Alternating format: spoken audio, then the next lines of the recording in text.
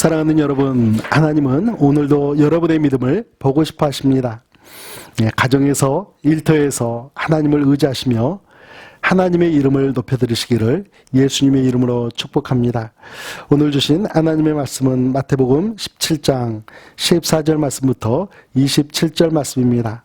오늘 말씀의 제목은 불신 세상을 향한 성도의 책임과 특권입니다.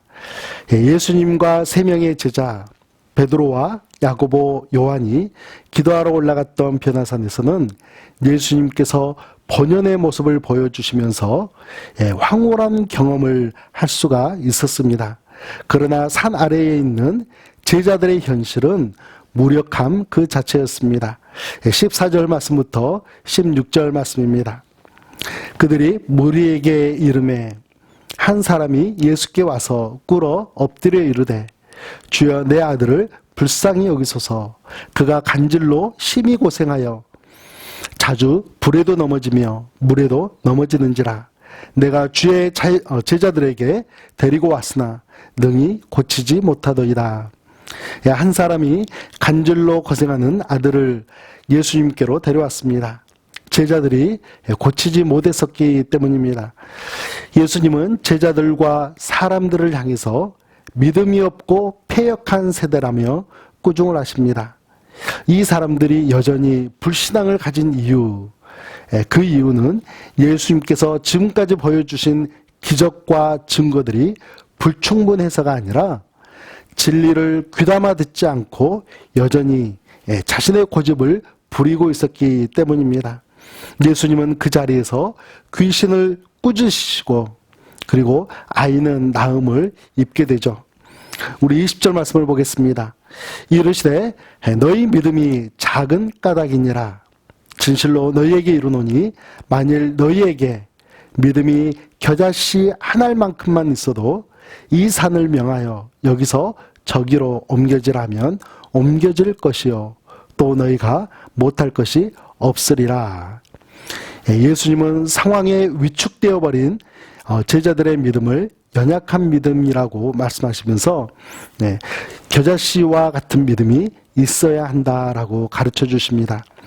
예수님께서 가르쳐 주시는 겨자씨만한 믿음의 핵심은 크다 작다가 아니라 생명력에 있습니다.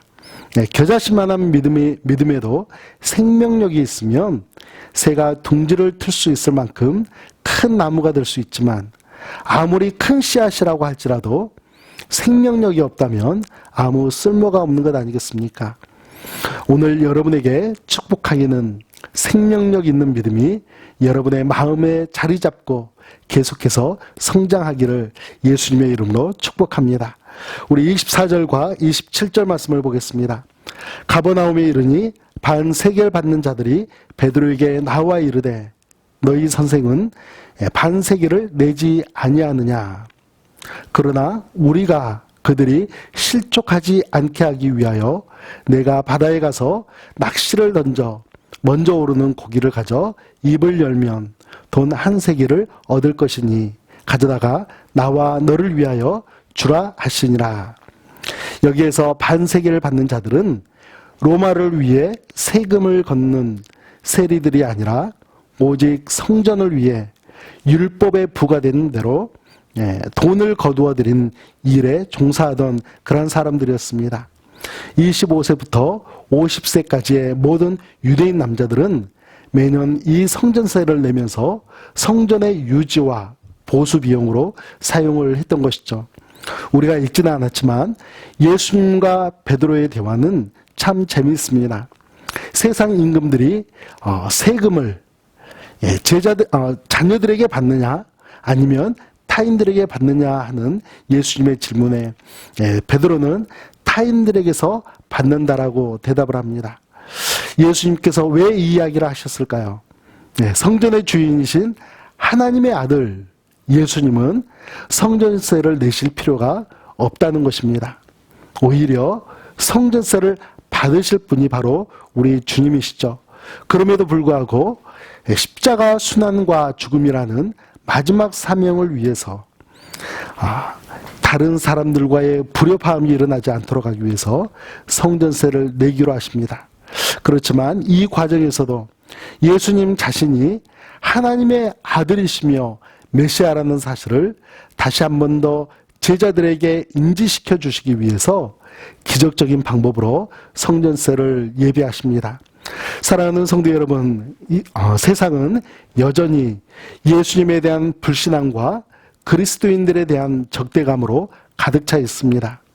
이럴 때일수록 세상을 향한 예수님의 마음을 우리 그리스도인들이 책임감 있게 증거해야겠습니다. 오늘도 생명력 있는 믿음이 여러분의 마음속에서 자라나시고 여러분의 믿음을 통해서 이웃들에게 유익을 나눠주시고 예수님을 만날 수 있도록 인도하시는 복된 하루가 되시기를 예수님의 이름으로 축복합니다. 우리 기도하겠습니다. 자녀들의 믿음이 생명력 있게 자라나기를 원하시는 하나님, 오늘 말씀을 통해 우리의 믿음에 생명력이 있는지 없는지를 살펴보게 하여 주심에 감사드립니다. 어쩌면 믿음이 없고 패역한 세대라고 책망하시는 예수님의 말씀이 바로 저희들을 향한 말씀은 아니신지요.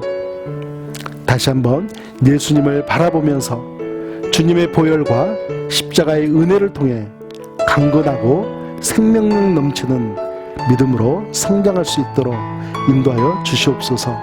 예수님의 이름으로 기도합니다. 아멘.